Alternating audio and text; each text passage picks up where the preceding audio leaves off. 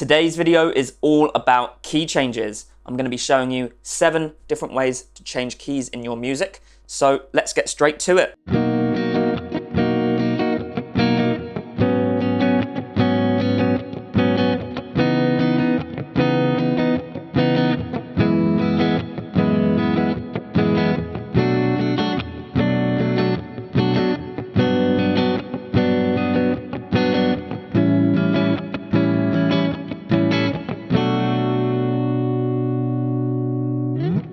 How's it going? I'm Dave. My channel's all about helping you create awesome neo-soul and R&B sounds on your guitar. If that sounds like your kind of thing and you're new here, make sure you hit that subscribe button and click that notification bell so that you're notified every single time I release a new video. So in today's video, we're going to be talking about key changes. I've got 7 different methods for changing keys here. They start really easy and they gradually get a bit more advanced as the video goes along. Make sure you stick around to the end because I'm sure there'll be some juicy techniques that you might not have heard of. Now, before we start, I just want to let you know about my book, Chord Charisma. You can get the first 2 chapters of that book for free. And those first 2 chapters tell you how to create an awesome chord progression using chord extensions like 9ths, 11ths, and 13ths. So if you want that, head down to the description. It's completely free and you'll learn a lot just from those first 2 chapters. So let's get into the video. So we are talking about key changes. The first type of key change is the step up. Now, this is probably the most popular type of key change. It is used in a lot of pop songs to really add an epic moment towards the end of the song. You're going to play the same thing as you did previously, but just a step or a half step higher than you did before. So for example, if I was playing in the key of C, then I would move the same progression that I was using before up to maybe the key of D flat or D. I've got an example prepared for you. What I'm doing is I'm playing a chord progression in the key of E, a 1-4-5, just a very basic thing. So E, A, B. And then I move it up a half step to the key of F. So I'm playing a 1-4-5 in the key of F, which is F, B flat, C. So take a listen to that.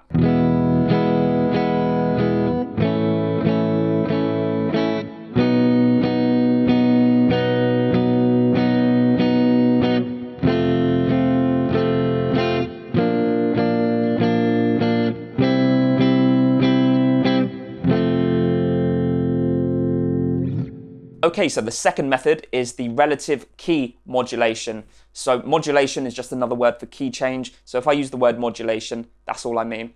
So we're modulating or changing keys to the relative key. If you don't know what the relative key is, basically if we're playing in the key of C, chord 6, A minor, would be our relative minor, and we'd be moving from the key of C to A minor, and vice versa. So if we were playing in the key of A minor, the relative major is C major, and that would be the key change, changing from A minor to C major. Now in the following example, I'm playing another 1-4-5, a very basic chord progression in the key of D. So I'm playing D, G, A, D. Okay, so we're playing in the key of D there. And then I just play the same chord progression again, but instead of playing a D, I'm playing a B minor. Okay, so then it goes B minor, G, A, B minor. Pretty simple stuff, so take a listen.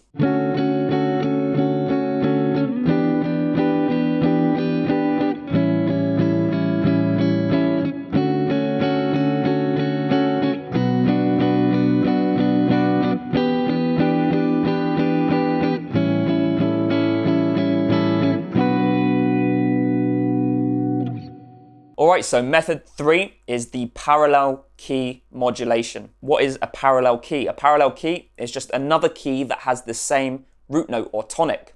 So for example, C major and C minor would be parallel keys because they both start on the note C. You could even maybe do C Lydian to C Dorian, for example. Now that's all there is to it, so let's take a look at the following example. We're changing from the key of B major to B minor. All right, so take a listen.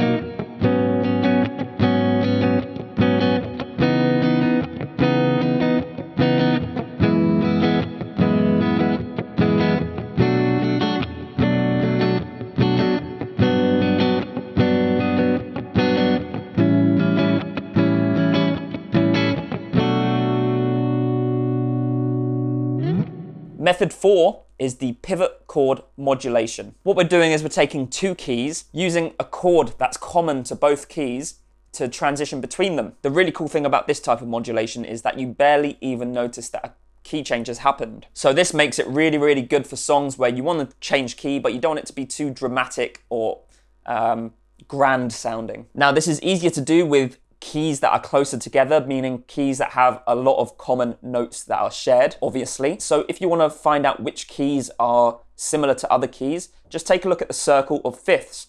The closer two notes are on the circle of fifths, the easier it's going to be to use one of these pivot chords to change keys between the two keys. And as you get further apart, it gets more difficult because there are less chords available to you. So this chord progression takes the key of C. This following example that you're about to hear is in the key of C and moves to the key of D. Okay, so what we're using is our pivot chord, which is E minor, and you could say G as well because E minor and G are in both keys and we're using both chords in both keys. Okay, so we're using E minor and G as our pivot chords to transition from the key of C to the key of D. So take a listen.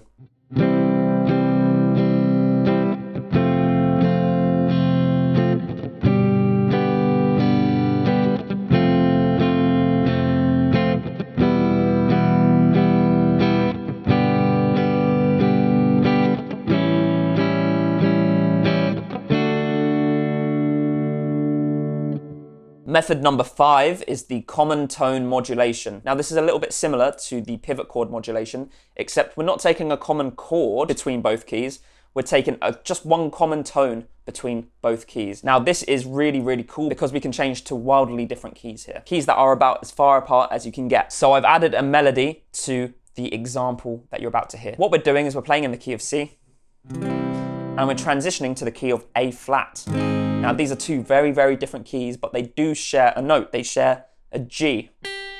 And what we're doing is when we hit the G in the melody, that is when we're transitioning to the key of A flat. And when we play that G, I'm playing an A flat major chord. Okay, so watch out for that in bar number 5. Take a listen.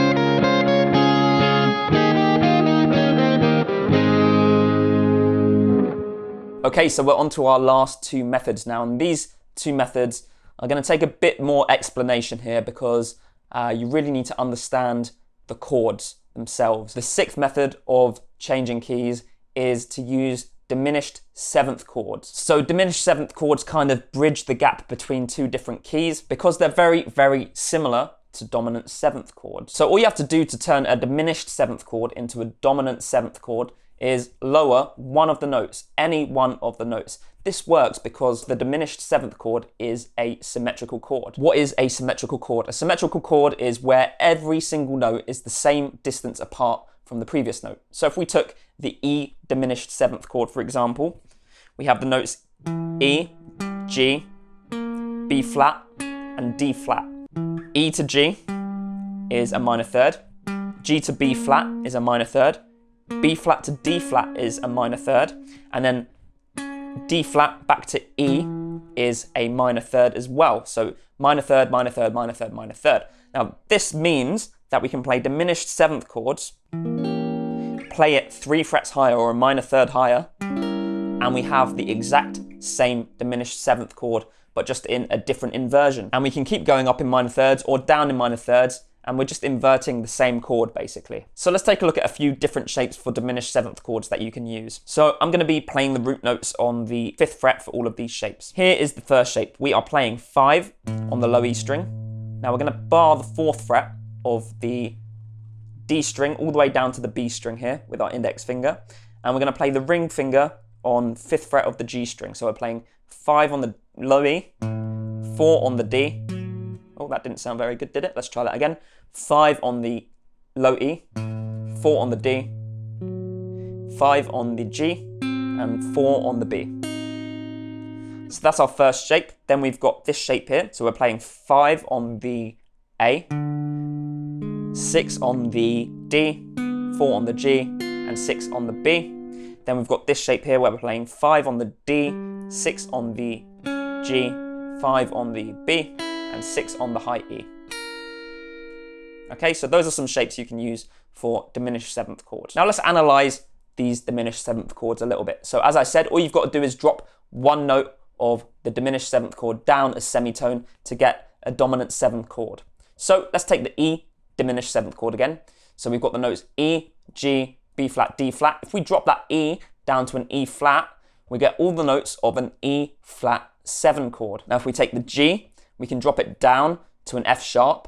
So we get all the notes of an F sharp dominant 7 chord. Same thing for the B flat. If we drop the B flat down to A, we get all the notes of an A dominant 7 chord. Now if we take this E diminished 7th chord again and take the last note, that D flat, and drop it down to a C, we get all the notes that are contained within a C7 chord. So because these chords are so close together, if we just drop one of these notes down to create a dominant 7th chord, it doesn't make that much difference in the chord progression. It doesn't sound too jarring to our ears. So this basically means we can transition from dominant 7th chords to a diminished 7th chord, and then back to a completely different dominant 7th chord, which takes us to a different key basically. So let's see this in action. So if we're playing a chord progression in the key of F, let's say F, B flat, C. Instead of C, we'll play C7. Okay, so now C7 is really close to E diminished 7th, as I said.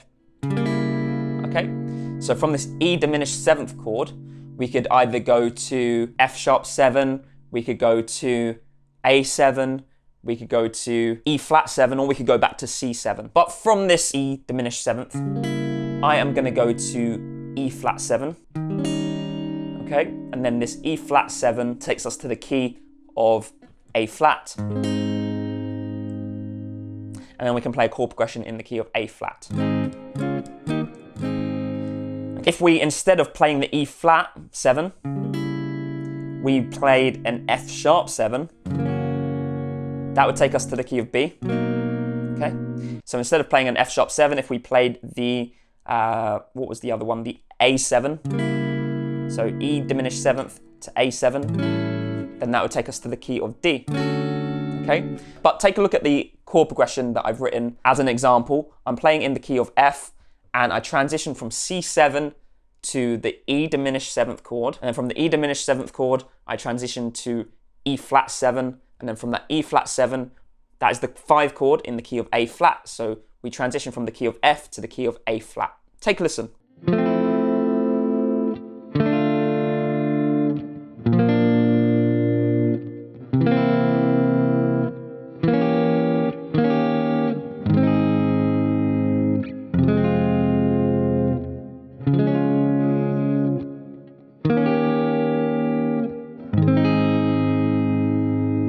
Now, the final method for creating awesome key changes is using augmented chords. Now, augmented chords are also symmetrical chords, which means they're interchangeable with other chords. So let's take the C augmented chord, for example. So we've got C, E, and G sharp. So C is a major third away from E is a major third from G sharp, and G sharp is a major third away from C. So C augmented has the exact same notes as E augmented, and E augmented has the exact same notes as G sharp augmented. Okay, so they're interchangeable. Here are some augmented chord shapes for you to learn. So we're going to play 5 on the low E string, 4 on the A string, 3 on the D string, and 2 on the G string. Then with the root note on the A string, we're going to play 5 on the A, 4 on the D, 3 on the G, and 3 on the B. And then finally, we are going to play 5 on the D string, 4 on the G, 4 on the G, 4 on the B, and 3 on the E. Remember that you can move these shapes up in major thirds, so that's 4 frets, and they are the same chord, just in a different inversion. That's really important to know, just like with the diminished 7th chords. Augmented chords don't fit into a standard major key, but they can be used as chord 5. and they work in a similar way to a dominant 7 chord. So what we can do is maybe play in the key of F again. So 1, F, 4, B flat, and then 5, C augmented. Okay, now C augmented could be seen also as an E augmented or as a G sharp augmented.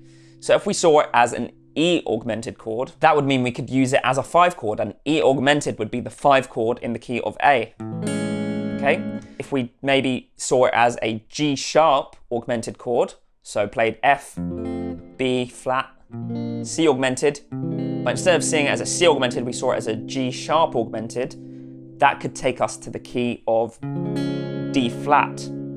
You've got 2 other keys that you can transition from F. You could transition to D flat, or you could transition to A. In the example that you're about to hear, I transition from the key of F to the key of A.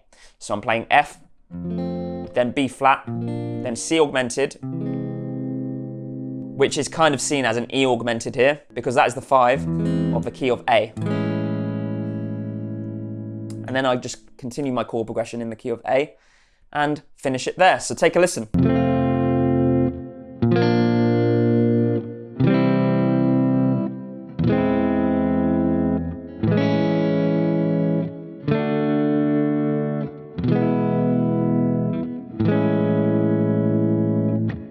So those are our 7 methods for changing keys or modulating. I've got an action step for you. I want you to write 1 chord progression for every single method that I've shown you in this video, so you can really ingrain the knowledge and use it practically in your playing. So make sure you do that. So if you've made it all the way to the end of the video, thank you so much.